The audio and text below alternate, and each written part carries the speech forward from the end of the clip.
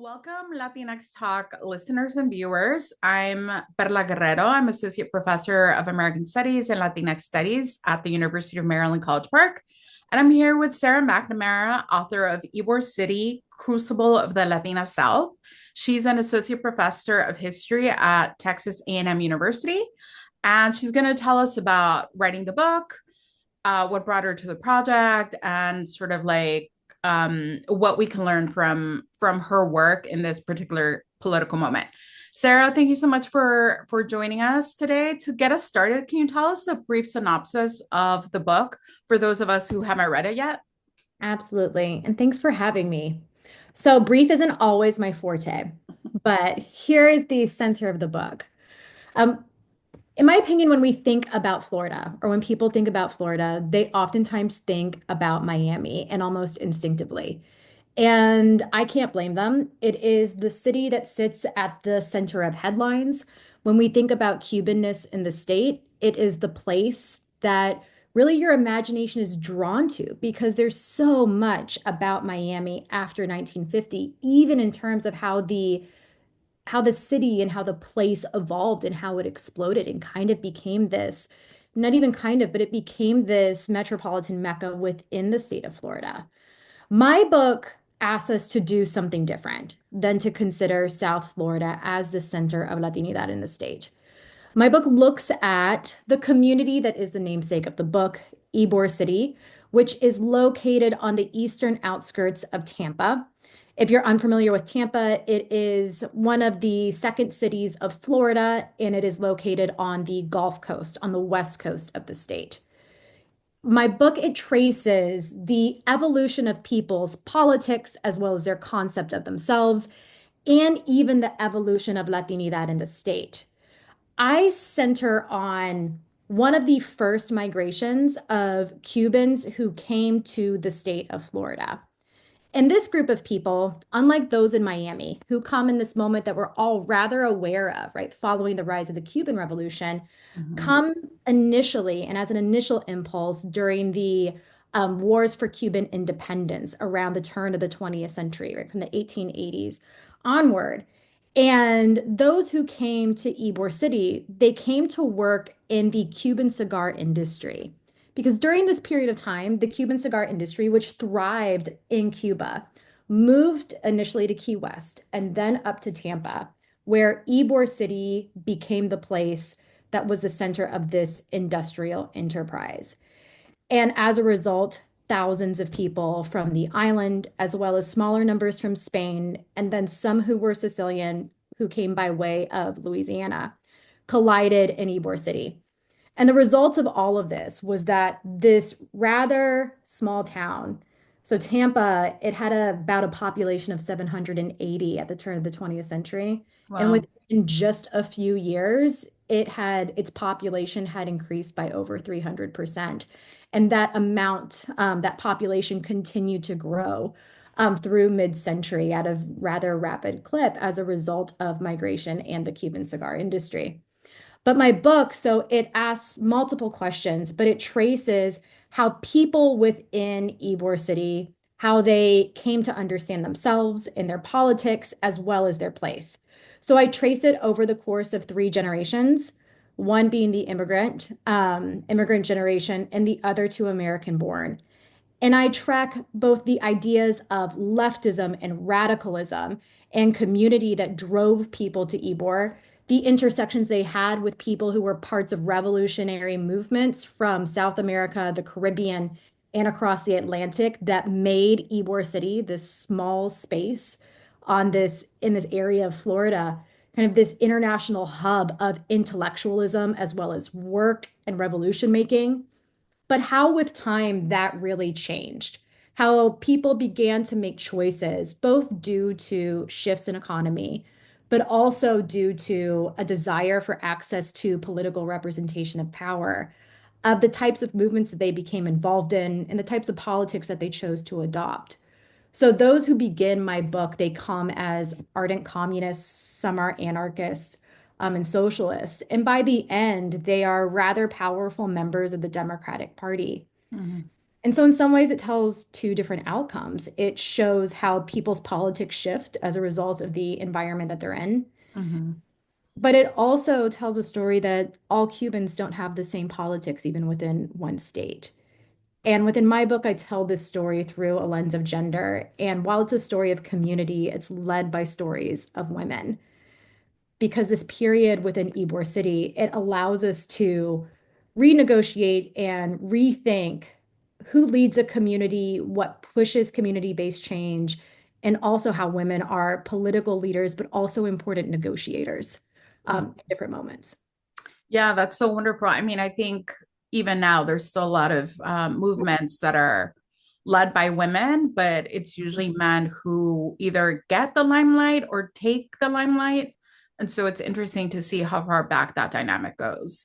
It And is. also interesting to think about how being communist or being anarchist was not something that prevented people from coming to the United States, which is something that is quite Absolutely. different today. Yeah. Absolutely. That's one of the things that I say within the book that I think is an important point to make is that those who lived in Ybor City didn't see joining the Communist Party or being a socialist or aligning with pretty much any left-led movement as revolutionary itself. The Mhm. politic within those things wasn't the revolutionary act. It was the reason or the movement that they were a part of and the type of world that they hoped to create. And for them, they were incredibly active when it came to labor and to shaping workplace environments, to fighting for workers' rights in different ways. But the type of politic that they brought, which was really important, that I mentioned people like Luisa Moreno in the book, that they kind of passed on in different ways, was that they didn't see labor activism as happening within a vacuum. It Mhm. was in some ways, right, there were some strikes and some things that happened that were about workplace environment, but they always or they sought to combine politics with labor rights. So those two things went in tandem together. In part that had to do with contracts, but it also had to do with the way that those two things were interwoven from their perspective, that one effort couldn't be successful without the other. So Mhm. there's moments when people are organizing for political means, but using labor-based tactics, and another when people are organizing for labor, but using political tactics to do so.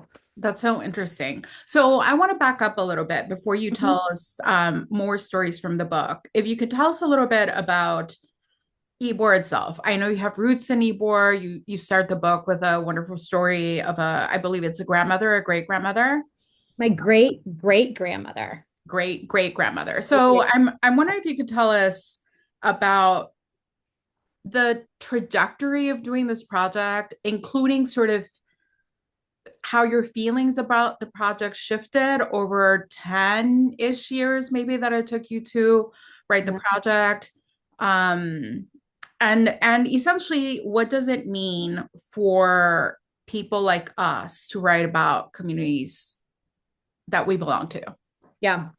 So, just like you said, for anybody who is unfamiliar, my family is from Ybor City. They are a part of this first generation who came to work in the cigar industry. Um, some came during the late 1880s, but members of my family continued to come and go through the 1930s. Um, the majority of people stayed in Tampa. Some people moved on to Puerto Rico, and a few returned to the island. But by majority, everyone stayed and are still in Florida. I'm the only one outside of the state to say. But when it comes to thinking about Ybor as a place to write a book about or a place to study, if you'd been asking me as an undergrad when I was like, I'm going to become a historian, writing about Ybor City it didn't occur to me at all.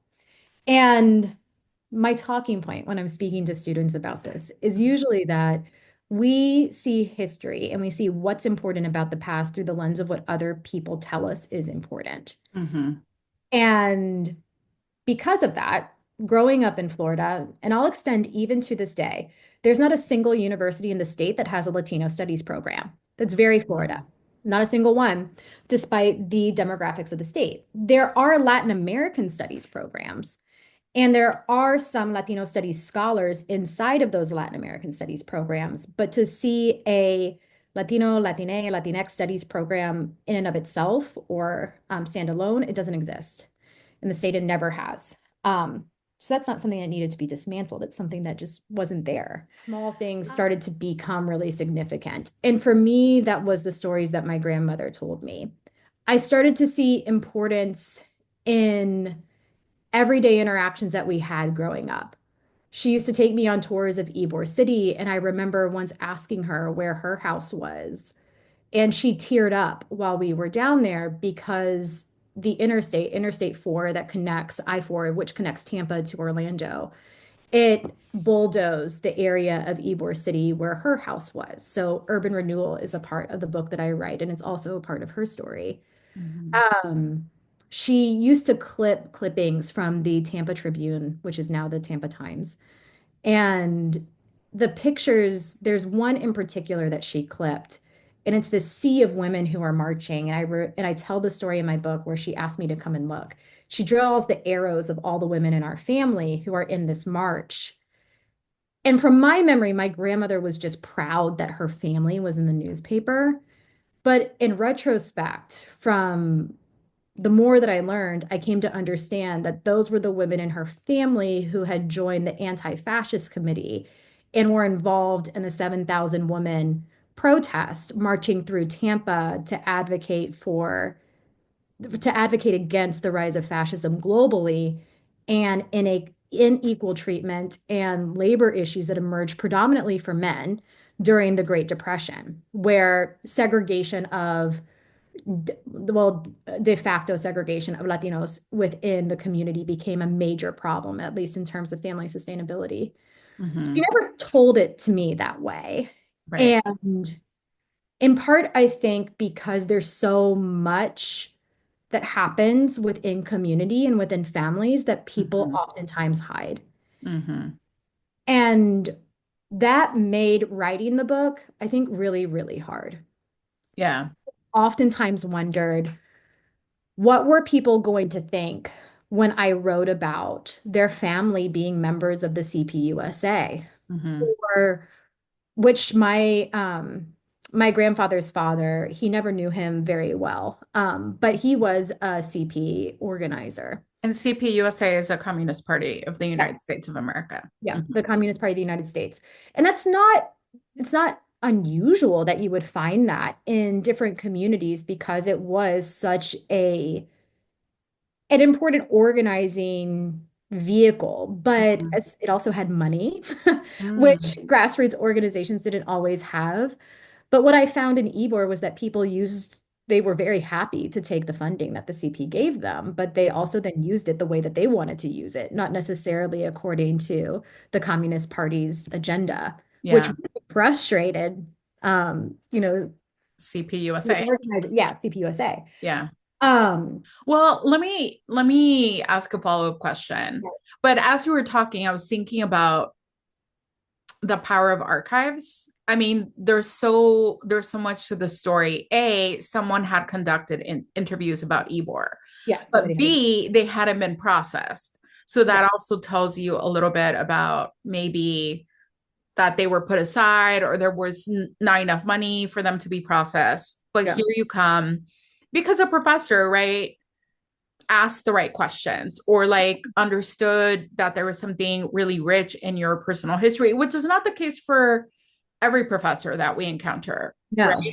And so it's like all these things sort of line up for you to think about Ybor in a deeper way, but also it's tied in with these larger American histories, right? About labor and communism, about the Great Depression, about gender, um, and about finding ourselves in the archive, and then also having to do the work of creating archives Yeah. for all the people that are missing.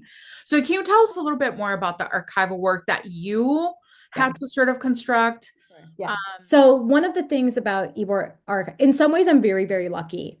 Ybor happens to be a place that does have deep archives, but they would go to the mutual aid societies and particularly to the cantinas. And those are important spaces, but they're men's spaces. Right. They were where men went to meet each other and where men worked. And also, when asked who else should we interview, they tended to recommend another friend. And those conversations stopped there. So to build an archive where I'm bringing women forward, I had to look in different places. There were some people who I did interview. There were interviews that I did, but those who were alive and who remembered, they tended to be of my grandparents' generation. So their story was very different, and that was only one portion of the book. Mm-hmm. Although memory weaves throughout. So I did oral histories for that. But I also, perhaps just kind of boldly, as a grad student, I started emailing other women scholars who I knew had done work either in the community or approximate to the community. Mm-hmm. And all of them shared with me the work that they did. So Vicky Ruiz sent me her field notes from Luisa Moreno, and that was just a cold email as like a 25-year-old, like, Yeah. hey, this woman is in this, and I heard that Yeah. all that you were writing about her. Would you be willing to share? And Vicky said, absolutely. And she asked for what I had. So I gave Vicky what I had, and in return, she gave me what she had. And that was the start of a relationship of sharing documents and also writing back and forth that I'm still very grateful for to this day. And I don't know what that would be like without her. Nancy Hewitt had been working at the University of South Florida and wrote a book on Tampa. And the way that she put it was that she was just done with the book by the time she got to the 1920s. So she had done the series of interviews for people during the Great Depression that she never used. Oh, wow. And she also didn't deposit them. So she gave me the tapes for those interviews. And at the time, I was a graduate student at UNC working in the oral history program. So Mm-hmm. I had gained digitization skills and I knew how to digitize interviews from tape to digital file. Mm-hmm. And I did that myself in the library, digitizing those tapes and preserving them and then having them transcribed. And that was unbelievably important. And then finally, the interviews that I did. It strikes me that it's all women It is. that are doing this Therapy work, of women. Mhm. interviewing women and sharing the work. Exactly. I remember asking once one person directly, I was like, why aren't there more interviews of women in this collection? And the response was, they won't talk to you. And in my mind, I was like, well, they won't talk, maybe they'll You. talk to Yeah. me. And that was my experience. And that when I asked and when I sat down, but those interviews, they happened in different locations. I interviewed people mostly in their living room. I think that people assume that people won't talk if they didn't talk to them. Julio Capel was just here. We asked Julio a question while he was here, and he gave such a good response, I thought, which was one of the things that he's learned is when he is and isn't the right person to do a project. And when it comes to writing Ybor City, I think in that sense, I was the right person to do this project. Mm-hmm. And that became pretty evident when I was doing oral histories. And it wasn't just once and it wasn't just twice, but sometimes people would tell me, if your grandmother, if I hadn't known your grandmother, I don't know that I would have agreed to talk to you. Or if your family hadn't been from here, I don't know that I would have spoken to you.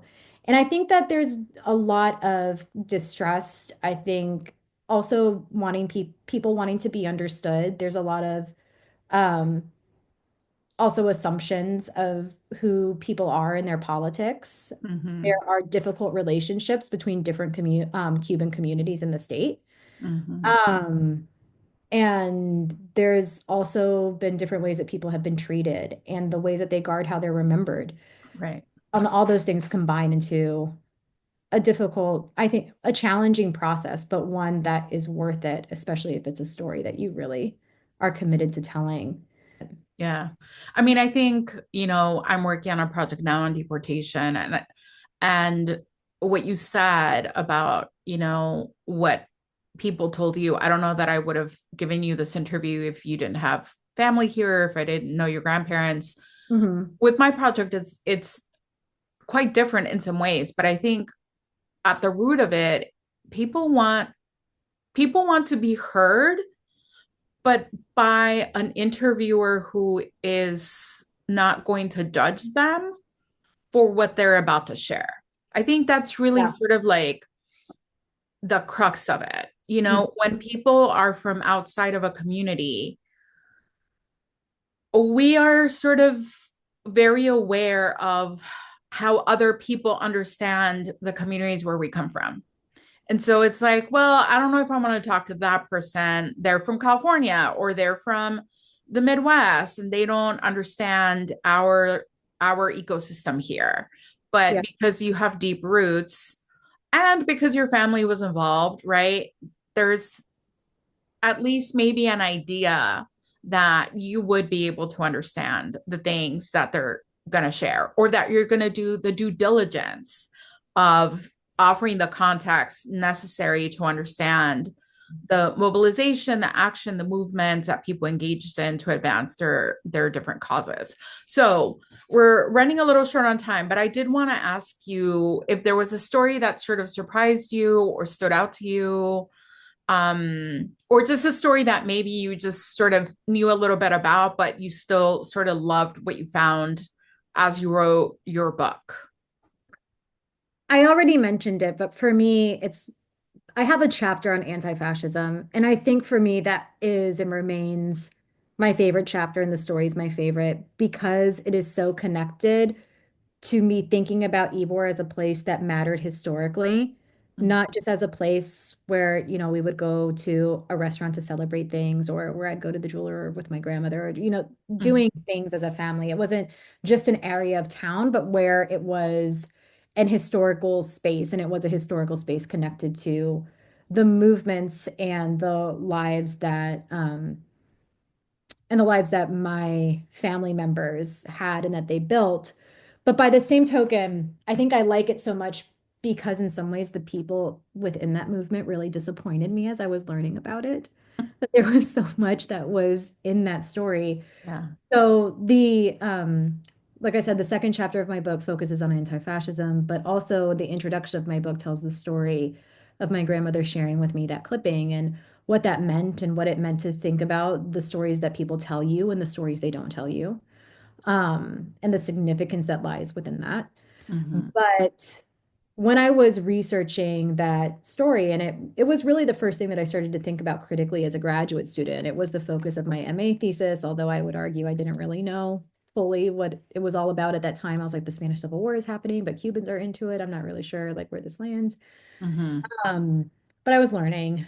Um, but that same year, one document that I ran across, well, two, three, honestly, if I'm being honest, was Mm-hmm. a newspaper report that I couldn't really make sense of, where there was this petition that was circulating in the community asking people to sign it to request that Ybor become a segregated district, by request of people who live there, that the city council enacted. Then I found the actual petition while working in the City of Tampa archives. And then I found the NAACP's response to that petition. And the NAACP to that position, they are basically like, what the hell are you all thinking? Mm-hmm. You all are seeking to enact something, a system that affects all of us the same way. And Mm-hmm. from the perspective of the NAACP, they're like, hey, we can defeat this situation and be really strong together Mm-hmm. rather than you pursuing this avenue. And for me, that document was so difficult combined with the anti-fascist movement because the two concepts are at odds. Mm-hmm. And also as a young grad student and like somebody connected to the community, when I think about I thought my book was going to be the story of these really badass women who got involved in these political movements and they created a civil rights movement. That 0% happened. That's not what happened. Yeah. And in some ways, that took me a lot of time to accept and to understand. But the process of accepting it and understanding it creates a much more human story. When I look at my grandparents, I understand who they are more. For there to be this robust civil rights movement and for them to be who they become doesn't really add up, to be honest. Mm-hmm. But petitions like that circulating and people deciding to advocate for themselves rather than to advocate together, rather to see what is individually important rather than collectively progressive are decisions that people made to advocate for themselves rather than together, to advocate against rather than for all. Yeah, And I think that was probably that story of the anti-fascist period stands out most to me, not just for, I think, the great power of resistance that it tells. I think it tells important things in this political moment if we look at it in isolation, but it also cautions of the competing interests that are a part of any political movement and what happens if there is a decision to exclude rather than include? And what does that look like for the long term? That's hmm one of the things that the story absolutely tells. yeah. That's a really great takeaway at any time. But I think, given this particular political moment, I think, historians love to say that they're terrible at predicting the future, but there's always something to be learned from the past. My last question is the public history component to your work, because I know you've also done various projects that commemorate in some way this history of Ybor City. And I'm wondering if you could share why you felt compelled to do that work or what it adds to your scholarly work. So, in a way, I would say from the way that I wrote the book to physical public history work, community was always in my mind. I wanted to write a book that my mom could read and get to the end of, Yeah, that community members would open up and want to continue turning the page. But I also realistically wanted to meet the criteria of tenure and of what somebody expects a first scholarly book to read and look like. of course. So that became incredibly agonizing. I wanted people to recognize themselves, but I simultaneously wanted to introduce other scholars, especially the Latinx studies, to Florida in the way that I see it, rather than Florida as a stereotype. So bringing Florida to life, and early Florida to life, and mid Florida to life, and a lesser known community in Florida life or West Florida to life was something that I really focused on. People might buy it, but will everybody fully read it? Mhm. Despite how hard I try. And the answer is no. And there was one day I was on a walk with my mom. It was during the pandemic, and I was telling her about the book. And I was telling her this story, and I had said that I wanted to get a historical marker up, but I didn't know if that would really engage people in the same way, because in the city of Tampa, the majority of historical markers are in Ybor City. There's tons of them that are Mm. there. Mhm. They all document men, Of course. um, except I believe a few. There's one of a woman who owned a bakery, and then another of an activist named Paulina Pedroso, who was an Afro-Cuban who had a boarding house where Jose Marti stayed. Wow. And the location of that house is now El Parque de Jose Marti, which is a park dedicated to Jose Marti and the revolution, technically owned by the Cuban government. It's a contentious site. But I said to her, I was like, well, what if there were a mural and a marker connected together that it would stop people and that over time I could build this out? And so that was what I tried. I began speaking with the city of Tampa, and the whole process of that, from that idea to execution, took me about 4 years to figure out who was the right person to talk to, how to do it. But it ended up being very successful. I did a series along the summer that the book launched, I did a series of about 6 public programs and including the launch of the project. Mhm. And one of the things that I noticed was that it brought in so many new people into the conversation. Wow. There were those who were younger activists, and there were those who were students. The majority of those who came to the events, I would say, there was the majority were under 45, and then there were those who were historic members of the community, so like, of descent, like my family, who were there. But at the first big event, I remember selling tickets and being amazed. Like 350 people had reserved to come see this. Wow. And I was like, oh my gosh, I severely underestimated what was about to happen. But the takeaway that I saw from this is that people are really excited and hungry to learn stories that aren't watering down history, but that are presenting it in an accessible way. And when you are willing to be in front of community and directly engage folks. My thought with the project, and I've been calling it Nuestra Historia, the first mural and marker documents the anti-fascist movement, but I see it as creating landmarks out of events that happen that we can no longer see. Mm-hmm. So my goal is to have about 5 that are within the district with QR codes where you can take an historically responsible walking tour Right. of Ybor City, and that there's at least some memory of what this was. I don't know how long the art will always last. Mm-hmm. Patience.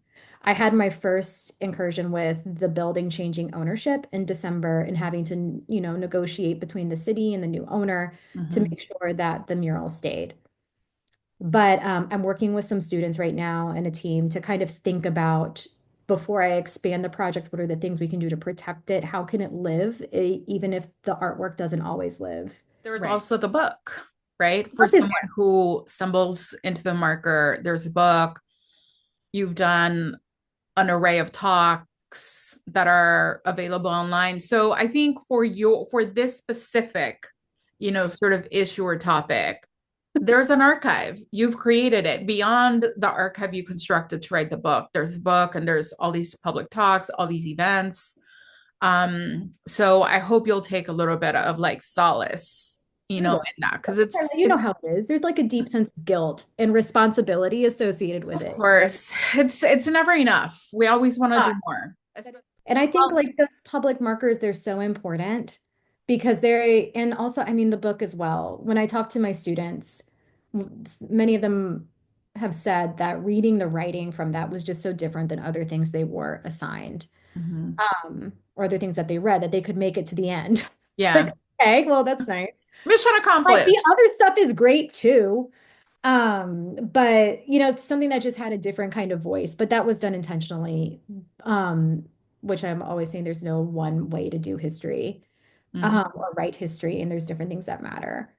Um, but that the act of remember, like anybody who pursues markers or public history projects, that you're doing in some ways a public service, and especially in this moment, that is saying that there are histories of the past that are there, and there are things that happened, and narratives that seek to override that, and you can leave little nuggets of those there that somebody walking down a street, their kid could read and Mhm. see themselves for a moment and Yeah. rethink what a place is. And I think that's really powerful and important. Yeah, absolutely. But thank you so much for your time. Thanks for interviewing me, and thanks to everyone at Latinx Talk.